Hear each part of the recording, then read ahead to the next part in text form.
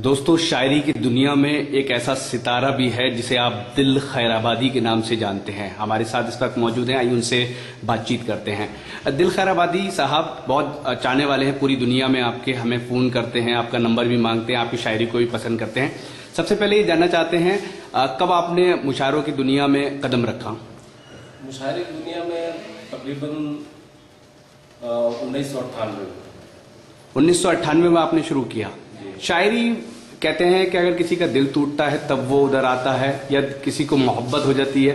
आपका क्या हादसा रहा? मेरा कोई इस तरीके से नहीं था, बस आवाज़ मेरी अच्छी थी। मेरे इलाके के लोग बहुत चाहते थे। तालिबे इल्म की दौर से मैं मुझको छोटे छोटे जलसे, छोटे छोटे प्रोग्रामों में पढ़ाते थे, वहीं से शौक पड़ा मेरा। तो फिर पहला आपको बड़ा मुशायरा या वो मुशायरा जिसमें आपको बहुत नाम मिला, या आपको लगा जब आप घर पर गए और कि यार ये मेरी जिंदगी में याद रखने वाला दिन है? जौनपुर जिला में एक चोरसंड इलाका पड़ता है, वहाँ के एक मुशायरे में मोहतरम जनाब अनवर जलालपुरी साहब की निजामत थी। और फिर उसमें डॉक्टर नवाज देवबंदी साहब ने मुझे ढेर सारी दुआओं से नवाजा। वही मुशायरा मेरे लिए एक जो छोटा मोटा जो मेरा सफ़र हो रहा है, उसी मुशायरे से मेरा जो कुछ भी टूटा फूटा नाम है। उस मुशायरे में क्या ऐसा कलाम था जिसकी वजह से आप बहुत ज़्यादा मशहूर हो गए? मेरा मतलब ये था कि सभी दरवाजे होंगे बंद तो ये फैसला होगा, चलो तौबा करे, तौबा का दरवाज़ा खुदा होगा जी।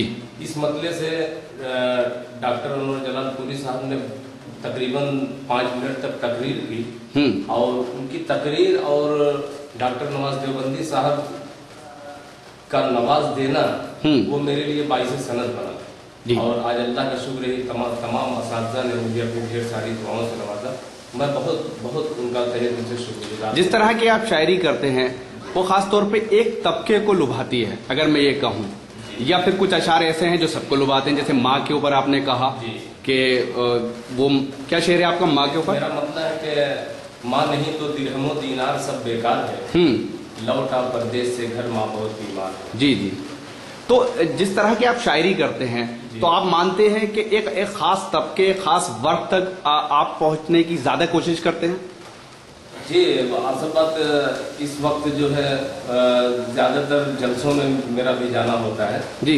तो उलमा इकराम की तकरीरें सुन कर तो वही सब जहन में ज़्यादातर रहता है, तो वही सब कोशिश रहती है। और आज के हालात भी ऐसे हैं कि लगोनुसार की सिर्फ बातें की जाए तो गैर मुनासिब है। जहाँ कौमी एकजहती की बात होती है तो हमारा एक चार मिसरा है कि अभी नन्हा सा पौधा है, बड़ा होगा तो फल देगा, हमारे मुल्क का बच्चा हवा का रुख बदल देगा। मैं मुस्लिम हूँ, वो हिंदू, प्यार के हम दोनों हैं प्यासे, मैं जमजम दूंगा उसको, वो भी मुझको गंगा जल देगा। बहुत अच्छे। तो मुशायरे में हर तरीके से इस तरीके की शायरी होना चाहिए मेरी समझ से। शायरी में आना मकसद एक नाम कमाना था और ये फैम कमाना था, या और भी आपका मकसद था? नहीं, मकसद तो ज्यादा मेरा यही था कि क्या नाम है कि अब इसमें लगा हूँ, ढेर लोगों की दुआएं मिल रही हैं तो लाओ।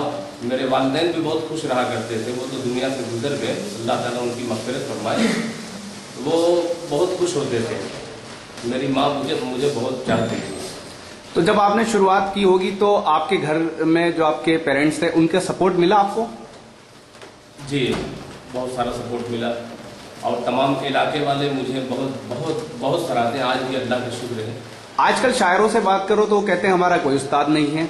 अगर शुरुआती दौर की बात करें तो आपने किसको अपना उस्ताद माना, या किससे आप अपना इस्लाह करते थे? इस्लाह की तो बात बहुत दूर की बात है, मुझको अभी कुछ भी नहीं इल्म था।